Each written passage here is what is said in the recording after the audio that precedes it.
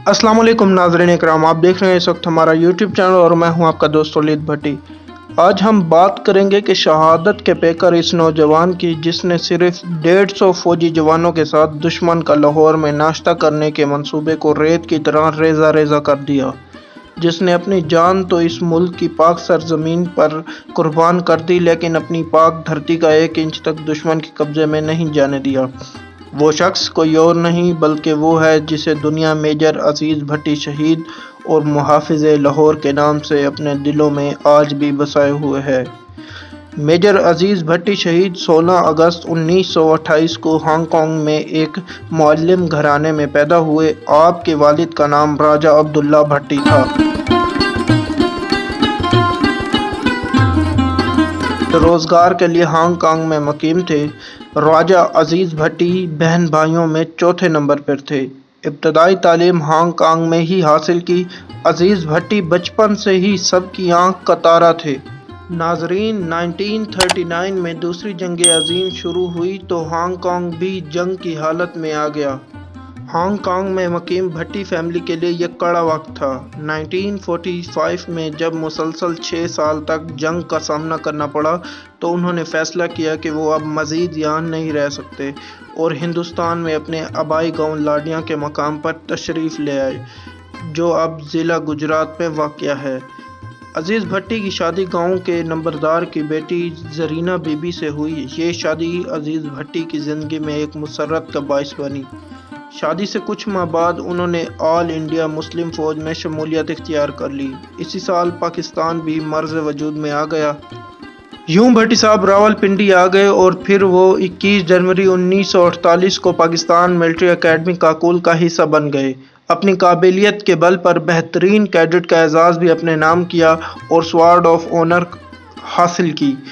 Passing out parade में इन्हें शहीद मिल्लत यानी लियाकत अली खान ने गोल्ड मेडल पहनाया। नाज़रीन कराम, यहाँ पर आपको एक और दिलचस्प मालूमात भी देता चलूँ कि हमारे एक्स आर्मी चीफ जनाब जनरल राहील शरीफ और हमारे निशाने हैदर शबीर शरीफ भी इनके भतीजों में शुमार किए जाते हैं। राजा अजीज़ भट्टी ने पंजाब रेजिमेंट में सेकंड लेफ्टिनेंट के ओहदे पर शमूलियत इख्तियार की। 1955 में जब वो कैप्टन के ओहदे पर तरक्की पा कर पहुँचे तो इन्होंने क्वेटा जाकर ट्रेनिंग की, जहां पर इनकी अच्छी कारकर्दगी पर इन्हें कनाडा भेजने का फैसला किया गया।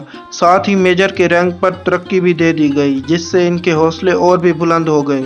वक्त गुजरता गया और 1965 भी आ गया। राजा अजीज़ भट्टी इस वक्त छुट्टियों पर थे और अपना फारिग वक्त अपने ख़ानदान वालों के साथ गुजार रहे थे। इन्हीं दिनों यानी अगस्त की एक सुबह इन्हें एक ख़त वसूल कराया जाता है। इन्हें और इनके ख़ानदान वालों को इससे पहले कभी मालूम भी ना होगा कि कुदरत इनसे क्या काम लेना चाह रही है और इनका नाम कैसे सुनहरी हरूफ में लिखा जाएगा। इस खत में इन्हें छुट्टियां मनसूख होने और फौरी तौर पर रिपोर्ट करने का कहा गया था। खाने की मेज़ पर जब वो ये खत पढ़ रहे थे तो इनकी बीवी ज़रीना बेगम ने अफसरदगी के हालत में पूछा कि हालात ठीक होने के बाद छुट्टियां बहाल हो जाएंगी ना? तो इन्होंने जवाब दिया, बेगम, एक फ़ौजी की ज़िंदगी में तो ऐसे उतार चढ़ाव आते ही रहते हैं। इनके बच्चे भी अपने बाप की तरह बहुत बहादुर थे। इनके छोटे साहिबजादे ने कहा कि बाबा, क्या जंग होने वाली है? लगता है अब जंग हो के रहेगी। इस पर इनके बड़े बेटे ने अपना मुक्का लहराते हुए कहा कि दुश्मन का डट कर मुकाबला करिएगा और इन्हें धूल चाटने पर मजबूर कर दीजिएगा। और नाज़रीन कराम, फिर 6 सितंबर 1965 का वो दिन आया जब बुज़दिल और मक्कार दुश्मन ने रात की तारीकी में लाहौर पर हमला कर दिया। लेकिन उनको यह मालूम न था कि इनका मुकाबला अजीज़ भट्टी जैसे दिलेर, जुर्रतमंद और मर्द हुर से हुआ है। अपनी जान तो 100 बार कुर्बान कर सकता है मगर दुश्मन को 1 इंच भी अंदर नहीं आने देगा। पाकिस्तान का ये सपूत अपने चंद सिपाहियों के साथ बरकी के मकाम पर तैनात था। मेजर अजीज़ भट्टी जिस कंपनी को कमांड कर रहे थे, इसके 2 प्लाटून नहर BRB के अगले किनारे पर मुतय्यन थे। मेजर अजीज़ भट्टी ने बरकी गांव के बालाखाने पर OP पोस्ट को मुंतखब किया, जहां से वो दुश्मन की एक एक हरकत पर कड़ी निगाह रखे हुए थे। उन्होंने डट के भारतीय फौजियों का मुकाबला किया।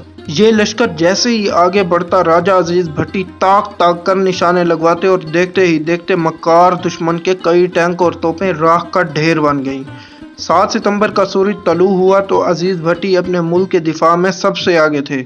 आपने दुश्मन की हरकत देखने के लिए अपनी आंख पर दूरबीन लगाई रखी थी। अचानक दुश्मन इन्हें नजर आया जो दरख्तों के पीछे से छुपा हुआ आगे आ रहा था। आपने जल्दी से रेंज का अंदाज़ा लगाकर फौरी तौर पर फायर करने का हुक्म दिया और दुश्मन के तमाम मंसूबे नाकाम बना दिए।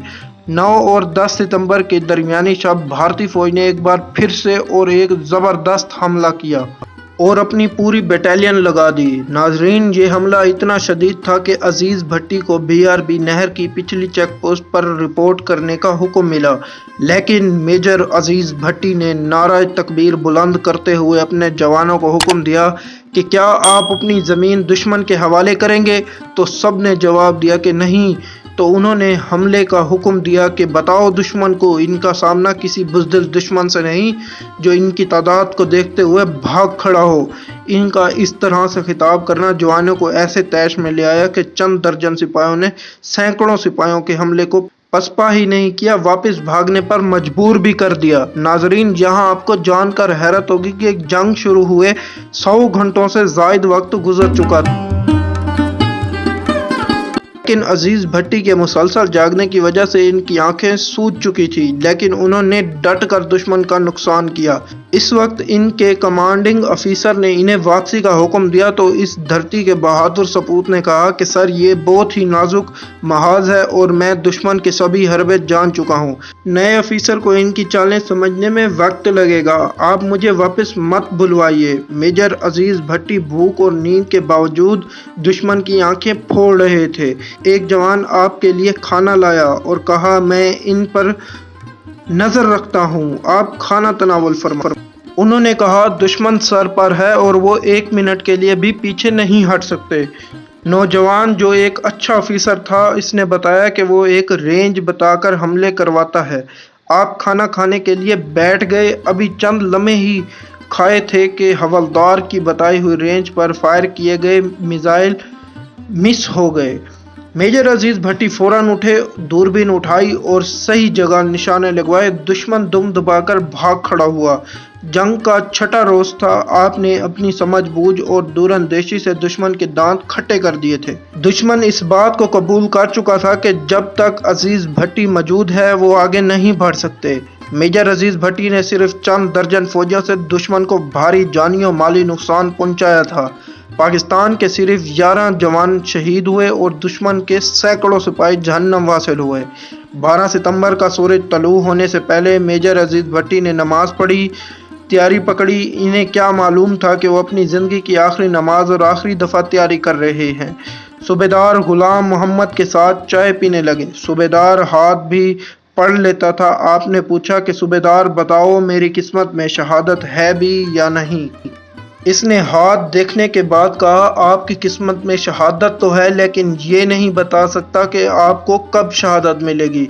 जिस पर मेजर साहब ने हाथ पीछे करते हुए कहा कि मैं बताता हूँ, ये वक्त बहुत करीब है। तभी उन्होंने जवान से वर्दी लाने का कहा।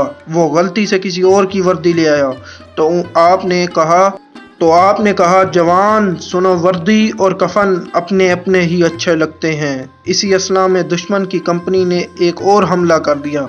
मेजर भट्टी जान की परवाह किए बगैर ऊंची जगह खड़े हुए, फायरिंग का तयन करने लगे। आपने नक्शे और दूरबीन से देखने के बाद सिपाहियों को हुक्म दिया कि इस रेंज पर फायर करो और कई टैंकों को राख का ढेर बना दिया। अभी भी सामने से भारी गोलाबारी जारी थी। गोले आपकी दाएं बाएं से गुजर रहे थे। सूबेदार ने कहा, मेजर साहब, आप दुश्मन की रेंज में हैं, मोर्चे में आ जाइए। मेजर साहब ने तारीखी अल्फाज का चुनाव करते हुए कहा कि अगर जान इस वतन पर कुर्बान हो जाए तो इससे बड़ी खुशकिस्मती क्या होगी। इसी दौरान दुश्मन आपको देख चुका था। एक भारतीय ने टैंक का रुख आपकी जानिब किया और निशाना लगाया। दोबारा फायर करने के लिए आपने दूरबीन उठाई ही थी कि टैंक का गोला आपके सीने पर लगा और फर्शनास सज्जाद का पैकर और पाकिस्तान का अजीम सपूत वतन पर कुर्बान हो गया। वो अब इस मनसब पर फाइज हो चुके थे जिसकी तमन्ना वो अपने दिल में रखते थे। حکومت نے اس حوصلے اور صلے کے بدلے میں آپ کو فوج کے سب سے بڑے اعزاز نشان حیدر سے نوازا۔